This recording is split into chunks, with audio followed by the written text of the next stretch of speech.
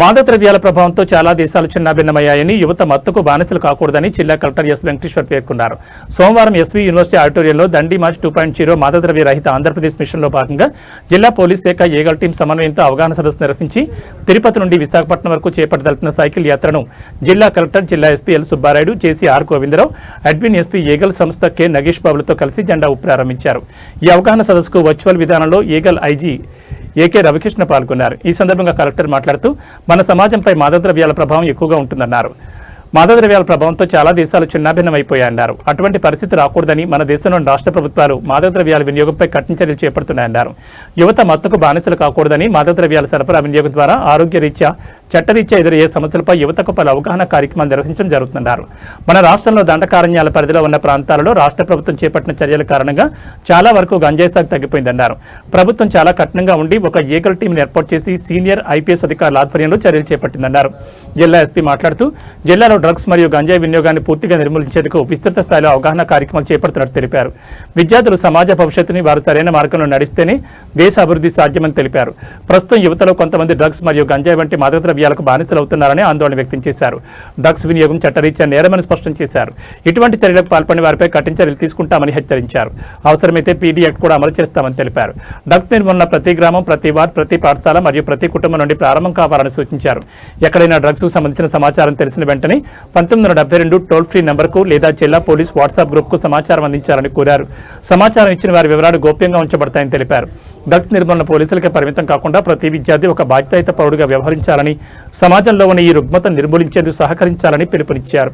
గౌరవ జిల్లా ఎస్పీ గారు సుబ్రాయుడు గారికి, వైస్ ఛాన్సలర్ ఎస్వీ యూనివర్సిటీ గారికి, రెక్టర్ గారికి, అదేవిధంగా ఎస్వీ యూనివర్సిటీ రిజిస్ట్రార్ గారికి, ఈగల్ల ఎస్పీ నగేష్ బాబు గారికి, అడిషనల్ ఎస్పీ చారి గారికి, ఈగల్ల అడిషనల్ ఎస్పీ గారికి, అదేవిధంగా ఆన్లైన్లో జాయిన్ అయినటువంటి ఈగల్ల ఐజీ శ్రీ ఆకే రవికృష్ణ ఐపీఎస్ గారికి, మరియు ముఖ్యంగా ఇక్కడికి వచ్చేసినటువంటి పిల్లలందరికీ కూడా నమస్కారం. చాలామంది ఇప్పుడు ఆల్రెడీ నా ముందు మాట్లాడారు. ఎఫెక్ట్ ఆఫ్ డ్రగ్ మెనేజ్, మన సమాజం మీద ఈ మాదక ద్రవ్యాల యొక్క ఎఫెక్ట్ ఎలా ఉంటుంది, ఇదంతా కూడా మనము ఇట్ ఈస్ రియాలిటీ. మన కళ్ళ ముందే చాలా స్టోరీస్ చూస్తుంటాము, చాలా లైవ్ ఎగ్జాంపుల్స్ చూస్తున్నాము. ఎట్లా జీవితాలు, కుటుంబాలు, సమాజం చిన్న భిన్నం అవుతుంది ఈ డ్రగ్స్ వల్ల అనేది కూడా మీరు అందరూ చూసుంటారు. మీకు కొన్ని ఎగ్జాంపుల్స్ చెప్తాను. మన దేశంలోనే పంజాబ్ రాష్ట్రం ఒకప్పుడు గ్రీన్ రెవల్యూషన్ అంటే వ్యవసాయంలో ఒక విప్లవాత్మకమైనటువంటి మార్పులు తీసుకొచ్చి ఒక సంపన్నమైన రాష్ట్రంగా వాళ్ళు ఎదిగారు. పంజాబ్ రాష్ట్రం మంచి నదులు ఉంటాయి అక్కడ. పంజాబ్ అంటేనే 5 రివర్స్ అని, ల్యాండ్ ఆఫ్ 5 రివర్స్ అని. అట్లాంటి రాష్ట్రం ఆదాయం ఎక్కువై తర్వాత జనరేషన్ అంటే సుమారుగా 1990 నుంచి స్టార్ట్ అయింది.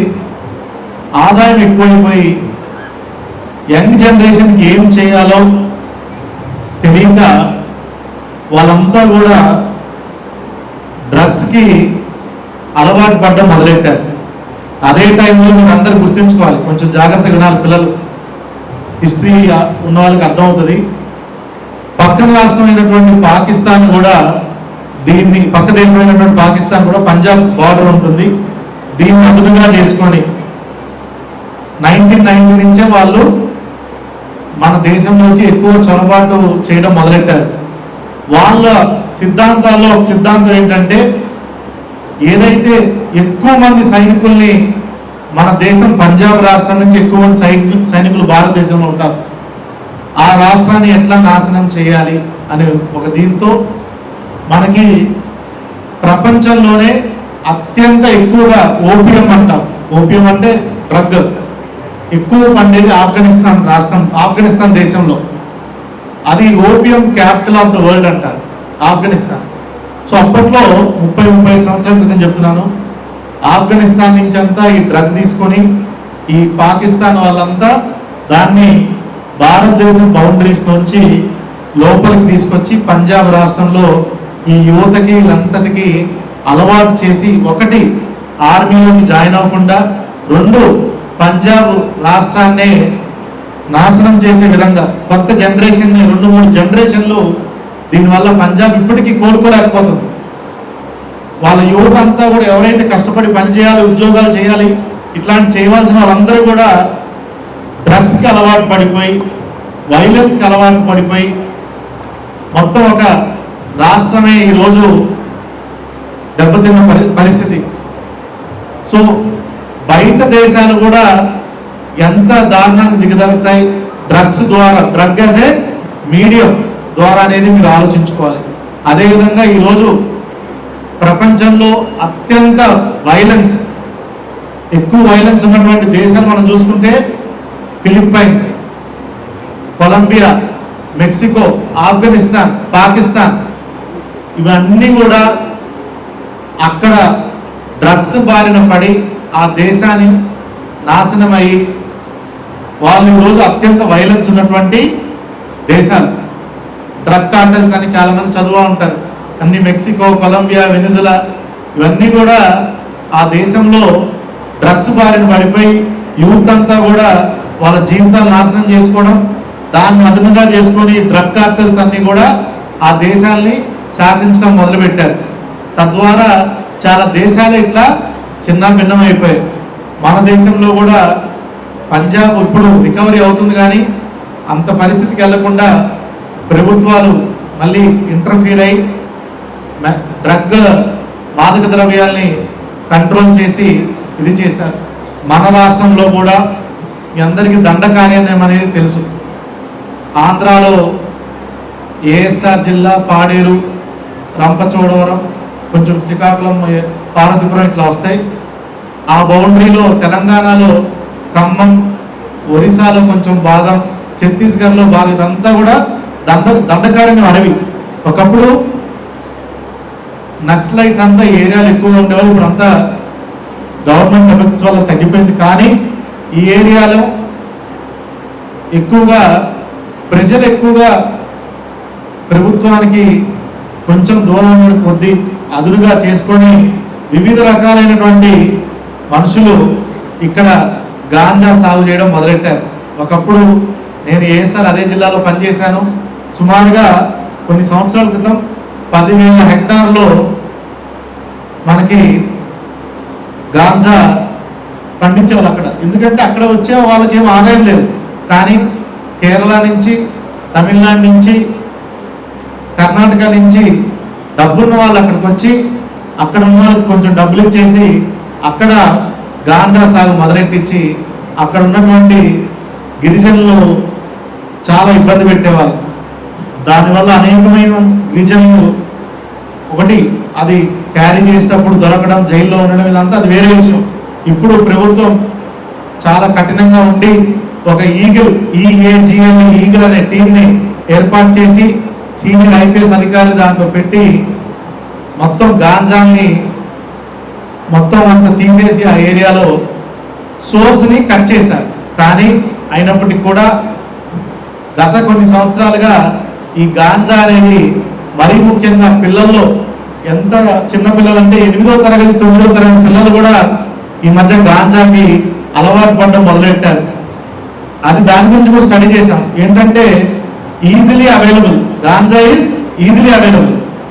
ఇప్పుడు మీరు ఎవరన్నా మద్యానికి అలవాటు పడితే వాడు బాటిల్ కొనుక్కోవాలి, వైన్ షాప్కి వెళ్ళాలి, అందరూ వాడిని చూస్తారు, పక్క వాళ్ళు చూస్తారు, స్టూడెంట్స్ చూస్తారు. కానీ గాంజా చాలా లిమిటెడ్ క్వాంటిటీలో ఉంటుంది కాబట్టి అది ఎవరు ఎక్కడ కొంటున్నారు ఏంటి అనేది తెలియదు.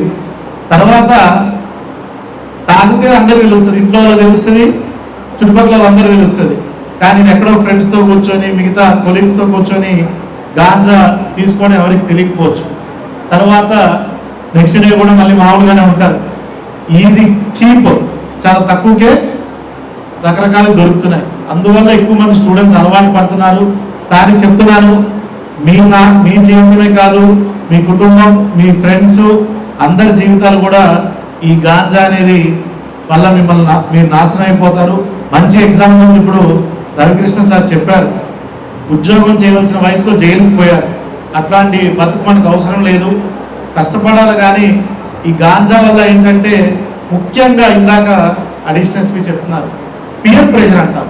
అంటే ముగ్గురు నలుగురు ఆల్రెడీ అలవాటై ఉంటుంది, రారా వెళ్దాం సార్, ట్రై చేద్దాం, ఏదో బాగుంటుందంట, మొత్తం ప్రపంచాన్ని అంతా మర్చిపోతామంట, ఏం తెలియదంట, ఇలాంటివి చెప్పి హాయిగా ఉంటుంది, మంచి నిద్ర వస్తుంది, బాగా ఆకలేస్తుంది, బాగా తినొచ్చు, ఇవే స్టార్ట్ చేస్తారు.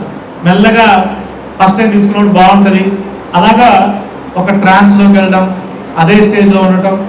దీనివల్ల ఏంటంటే ఇంకా నువ్వు పక్కన వాళ్ళతో కూడా మాట్లాడే పరిస్థితి ఉండదు, సూసైడల్ టెండెన్సీస్ ఎక్కువ వస్తాయి.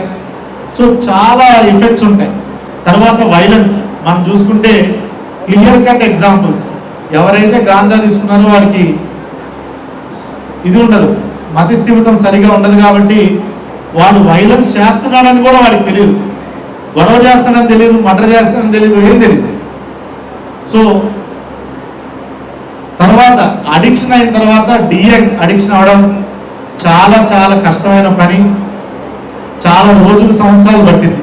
కనుక స్టూడెంట్స్ అందరూ చెప్తున్నాను, ఒకవైపు కౌన్సిలింగ్ చేస్తాము, ఇలా మోటివేట్ చేస్తాము, సెషన్స్ పెడతాము, అన్ని చేస్తాము. కానీ దొరికితే మాత్రం అంతే కఠినంగా ప్రభుత్వం వ్యవహరిస్తుంది. చాలా కఠినమైన సెక్షన్స్ ఉన్నాయి మనకిప్పుడు కొత్త చట్టాల్లో. సుమారుగా 7 ఏళ్ళు జైలు శిక్ష పడుతుంది, 7 years. అది కూడా చాలా కఠిన కారాగార శిక్ష ఉంటుంది. సో దయచేసి దీన్ని లైట్గా తీసుకోవద్దు. ఇక్కడ ఎంతమంది కూర్చొని వీళ్ళు ఏదో చెప్తున్నారు, మేము చాలా విన్నాంలే, మేము చూసాము, మా ఫ్రెండ్స్ ఎంజాయ్ చేస్తున్నారు, నేను వాళ్ళతో వెళ్ళి ఎంజాయ్ చేస్తామంటే మీ జీవితమే బుగ్గిపాలు అయిపోతుంది. సో అందుకని మీకు అర్థమయ్యే భాషలోనే చెప్తున్నాను, ఇంతగా ప్రభుత్వం, అందరూ చుట్టుపక్కల ఉన్నటువంటి NGOs, ఈగల్ సంస్థ, ఇట్లా good people like vibrants for Kalam అని వాళ్ళు స్టార్ట్ చేశారు. విజయ్ గారు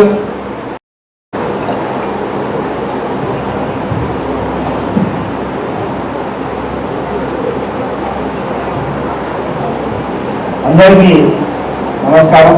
ముఖ్యంగా ఈ కార్యక్రమాన్ని ఈ విధంగా సక్సెస్ఫుల్గా ఏర్పాటు చేయడానికి మాకు సహకరించిన ఎల్లప్పుడూ మా వెంట ఉంటున్న మా జిల్లా కలెక్టర్ శ్రీ వెంకటేశ్వర్ గారికి, గౌరవ బీసీ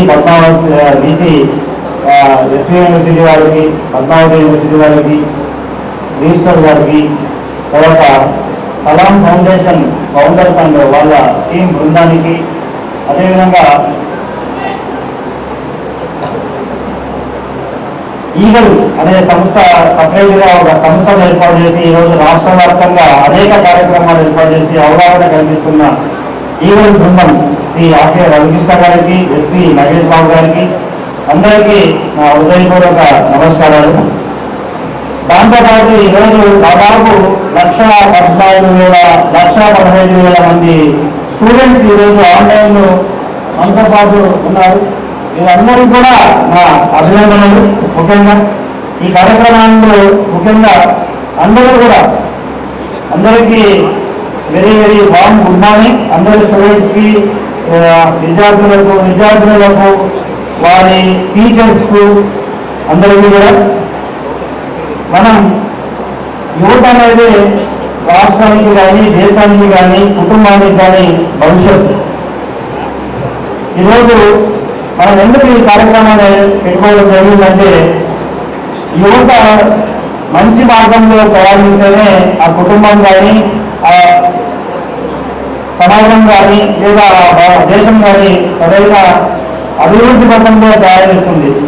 ఈనాడు అనేక మంది ఈ డ్రగ్స్కి లేదా గంజాయికి బానిసమవుతున్నారు. ఆ డ్రగ్ని మన సమాజం నుండి పూర్తిగా పాల్గొనడం అనే ఒక విధానంతో మనం ఈ కార్యక్రమాన్ని ఏర్పాటు చేయడం జరిగింది. దీనికి ముఖ్యంగా అవగాహన లేకుండా కూడా చాలా మంది వాటిలో వెళ్ళిపోతున్నారు, డ్రగ్ని యూజ్ చేయడం జరుగుతుంది. కాబట్టి డ్రగ్ను ఒకసారి యూజ్ చేస్తే చట్ట ప్రకారం చాలా పెద్ద నేరం అవుతుంది. తర్వాత వారి భవిష్యత్తు పూర్తిగా అంధకారంలోకి నెట్టబడుతుంది అని అందరికీ తెలియజేస్తూ, ముఖ్యంగా ప్రభుత్వం కూడా చాలా సీరియస్గా తీసుకొని అవగాహన కార్యక్రమాలు ఏర్పాటు చేయడం, అదేవిధంగా చట్ట ప్రకారం ఎవరైతే మరీ చెప్పిన ఇటువంటి కార్యక్రమాల్లో పాల్పడుతున్నారో వాళ్ళని కొద్దిగా నిర్మూలించడానికి చట్ట ప్రకారం కఠిన చర్యలు తీసుకోవడం, ఈవెన్ పీజీఆర్ లాంటివి కూడా పెట్టడం జరుగుతుంది.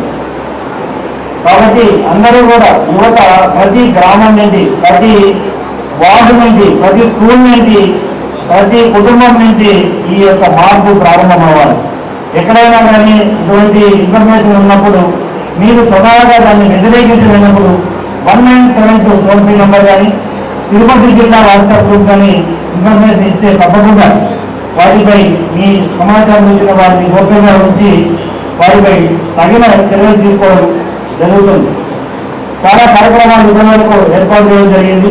అదేవిధంగా ఇప్పుడు ప్రతి స్కూల్, కాలేజ్, ప్రతి గ్రామం నుంచి కూడా అవగాహన కార్యక్రమాలు కంటిన్యూగా ఈగల్టీలు అయితేనేమి, పోలీసు వాళ్ళు అయితేనేమి ప్రజల్లో అవగాహన కార్యక్రమాలు ఏర్పాటు చేయడం జరుగుతుంది. మీ అందరూ కేవలం పోలీసు వాళ్ళు కేవలం చాలా తక్కువ మెంబర్స్ ఉంటారు, వారు మాత్రమే అవగాహన కల్పిస్తే ఏదైనా కానీ విజయవంతం అవ్వదు. ప్రతి వ్యక్తి, సమాజంలో ఉన్న ప్రతి విద్యార్థి కూడా యూనిఫామ్ ఒక డిసిప్లైన్ పోలీసుగా వ్యవహరించాలి. అప్పుడే ఏ సమస్యలైనా కానీ మనం ఆగగలుగుతాం. కాబట్టి మీ అందరూ కూడా సమాజంలో ఒక నిర్మాణాత్మక పాత్ర పోషించి ప్రతి ఒక్కరూ ఒక పోలీసుగా మీరు భావించి సమాజంలో ఉన్న అన్ని రకాల రుగ్మతలు, ఒక గంజా అనే కాకుండా అన్ని ఇష్యూస్ని కూడా మీరు నిర్మూలించడానికి సహకరించాలని కోరుకుంటూ, గంజా అమ్మినా లేదా గంజా సరఫరా చేసినా వాడినా అన్నీ కూడా నేరాలే. కాబట్టి మీ అందరూ కూడా వాటిని నిర్మూలించడానికి అందరూ కూడా మీ పాత్ర పోషిస్తారని, మీడియా మరియు ఎలక్ట్రానిక్ అండ్ ప్రింట్ మీడియా సోదరులు కూడా ఇవన్నీ కూడా అందరికీ సమాజంలోకి తీసుకెళ్ళి ఒక నిర్మాణాత్మక పాత్ర పోషించి ఇటువంటి ఇల్లీగల్ ఇష్యూస్ని కంప్లీట్గా సమాజంలో పాల్గొని యువతని మంచి మార్గంలో నిలపడానికి మీ వంతు పాత్ర పోషించాలని కోరుకుంటూ, ఈ కార్యక్రమాన్ని ఏర్పాటు చేయడంలో ప్రతిసారి ముందుంటున్న మా గౌరవ డీజీపీ గారికి, గౌరవ ఈగల్ ఐజీ ఆకే రవికృష్ణ గారికి, జిల్లా కలెక్టర్ గారికి అందరికీ కూడా మరొకసారి ధన్యవాదాలు తెలియజేసుకుంటూ, ఈరోజు కార్యక్రమంలో వచ్చిన అందరి స్టూడెంట్స్ దాదాపు 1,15,000 మంది, ఇది వెరీ బిగ్ నెంబర్. మీ అందరూ కూడా ఈ మెసేజ్ని మీకు కాకుండా కుటుంబానికి, ఫ్రెండ్స్కి అందరికీ తెలియజేయాలని కోరుకుంటూ ముగిస్తున్నాను. Thank you.